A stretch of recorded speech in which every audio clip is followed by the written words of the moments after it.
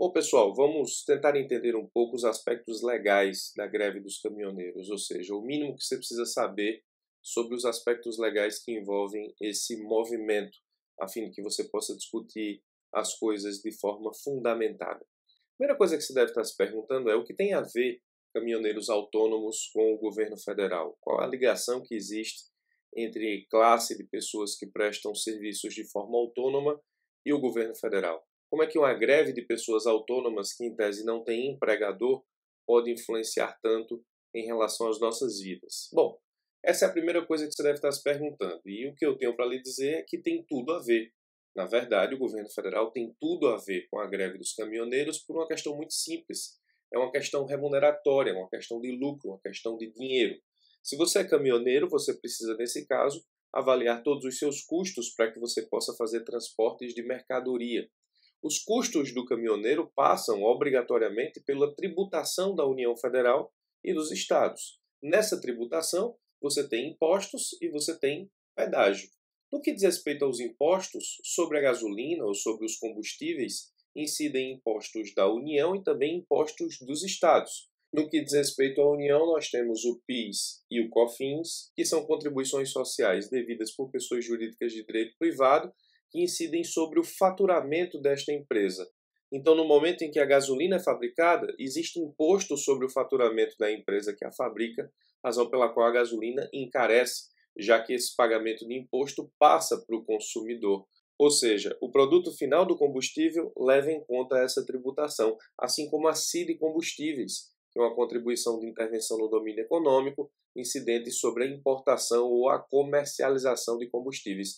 Então, por parte da União, você tem PIS, COFINS e CID, incidentes sobre o combustível. Por parte dos estados, você tem o ICMS. A verdade é que a soma de todos esses impostos importam em 45% sobre o valor do combustível para o consumidor.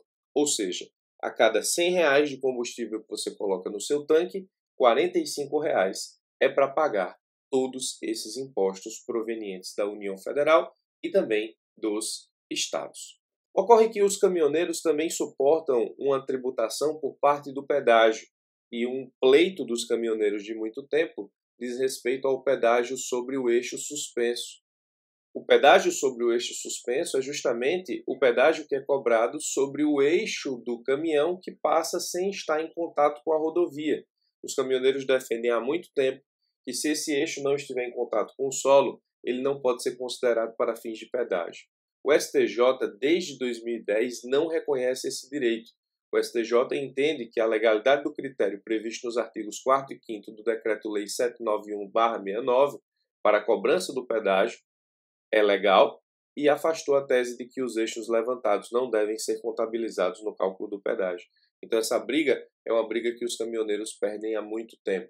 Então, sobre o valor do frete, os caminhoneiros precisam calcular justamente o que eles gastam de combustível e também, nesse caso específico, o que eles gastam de pedágio, tendo que pagar inclusive o pedágio, ainda que o eixo não esteja em contato com a rodovia, ou seja, ainda que o eixo seja suspenso. O que vimos até agora é justamente como os reflexos do valor do combustível e do pedágio influenciam no cálculo que os caminhoneiros têm que fazer para estabelecer qual o valor dos seus fretes e, portanto, ganhar a vida com esse tipo de serviço. Ocorre que o aumento do diesel, obviamente, vai impactar diretamente no aumento do frete e tornar a vida dos caminhoneiros um pouco mais difícil, haja vista a concorrência que existe entre eles. Ou seja, não é possível aumentar muito o frete, haja vista a concorrência entre os caminhoneiros, e o aumento do diesel acaba saindo realmente do bolso do caminhoneiro porque ele não consegue repassar isso para quem lhe contrata serviços. O problema é que o aumento do diesel ele passa por alguns aspectos que nós precisamos analisar. Em 2017, houve uma mudança de política de repasse aos consumidores do aumento do preço do petróleo. A Petrobras antes segurava esse valor, e nesse caso específico até estabelecia a venda de combustível por um valor menor do que aquele que era produzido para segurar a inflação, mas desde 2007 não. O repasse é feito para a bomba de forma diária.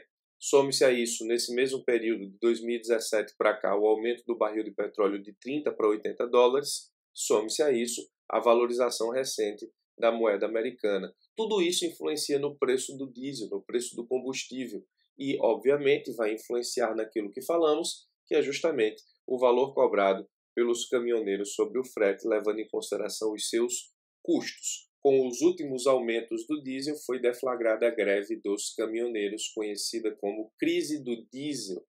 A greve é um direito constitucional. Os trabalhadores eles têm direito de parar e reivindicar melhores condições de trabalho.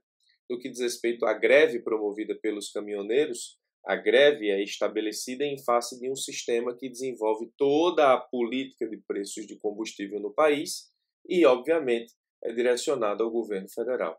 O problema é que a greve não pode ser exercida em abuso. O abuso do direito de greve gera a declaração da ilegalidade desta greve. Na greve dos caminhoneiros, foi constatado que o fechamento de rodovias ele acaba impossibilitando o exercício de um outro direito constitucional, que é o direito constitucional de ir e vir das pessoas. Com isso, a AGU ajuizou no Supremo Tribunal Federal uma DPF, uma arguição de descumprimento de preceito fundamental, dizendo exatamente isso.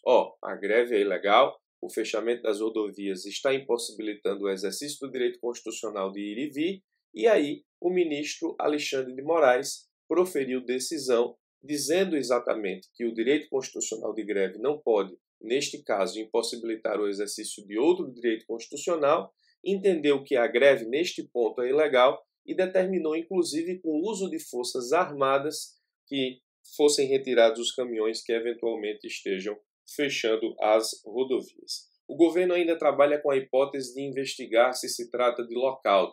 Lockout, ou lockout, do inglês, é a impossibilidade no sistema brasileiro dos empregadores iniciarem ou deflagrarem um movimento grevista.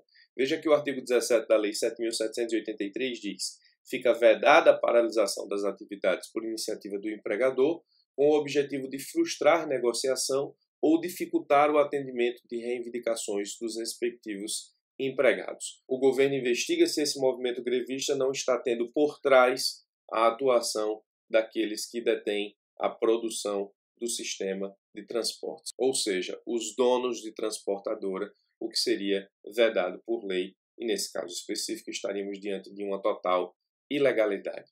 Recentemente, o governo federal, na tentativa de fazer com que essa greve se encerrasse, ofereceu por meio de acordo a diminuição de 46 centavos no valor do litro do diesel por 60 dias e, na verdade, aquelas atualizações do valor do combustível não seriam feitas mais de forma diária, mas mensalmente, e o fim da cobrança do pedágio sobre o eixo suspenso nas rodovias federais, estaduais e municipais. Eu retirei da nossa análise toda a parte política da negociação, deixando apenas os aspectos legais, razão pela qual, para entendermos os aspectos legais do movimento que ora estamos vivenciando, é importante retirar a questão das decisões políticas e deixar apenas aquilo que está fundado na lei.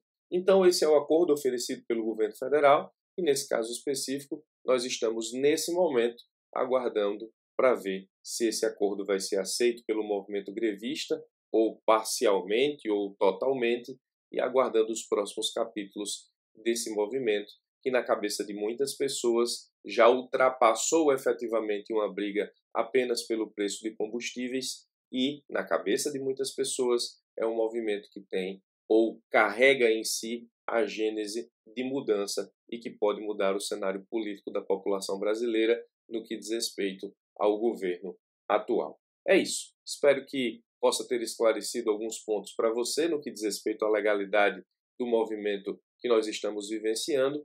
Vou ficando por aqui, um forte abraço e até os nossos próximos vídeos.